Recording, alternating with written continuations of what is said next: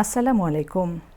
বর্তমানে আমাদের দেশে তীব্র গরম চলছে, আর এই গরমে শিশুকে সুস্থ রাখতে গেলে আমাদের কিছু বিষয় মনে রাখা জরুরি। যেমন বাচ্চাকে পর্যাপ্ত পরিমাণে পানি ও অন্যান্য তরল অর্থাৎ ঘরে তৈরি লেবুর শরবত বা ফলের রস এ ধরনের খাবারগুলো বেশি করে দিতে হবে। 6 মাসের কম বয়সী শিশুর জন্য ঘন ঘন তাকে বুকের দুধ পান করাতে হবে এবং বাচ্চাকে অতিরিক্ত কাপড় দিয়ে ঢেকে রাখা থেকে বিরত থাকতে হবে।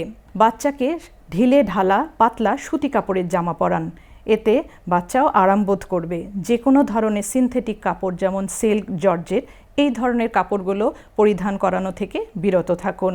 যতটা সম্ভব তীব্র রোদ এড়িয়ে চলুন, বিশেষত দুপুরের তীব্র রোদে শিশুদের বাইরে নিয়ে না যাওয়াই শ্রেয়।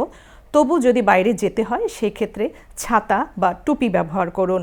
আপনার বাচ্চাকে তাজা স্বাস্থ্যকর খাবার দিন। দীর্ঘক্ষণ বাইরে ফেলে রাখা খাবার শিশুকে খাওয়াবেন না।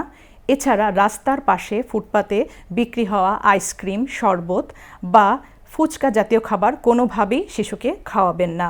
আপনার বাচ্চাকে পরিষ্কার পরিচ্ছন্ন রাখুন, তাকে প্রতিদিন গোসল করান এবং ঘন ঘন সাবান দিয়ে হাত ধোয়ার অভ্যাস গড়ে তুলুন।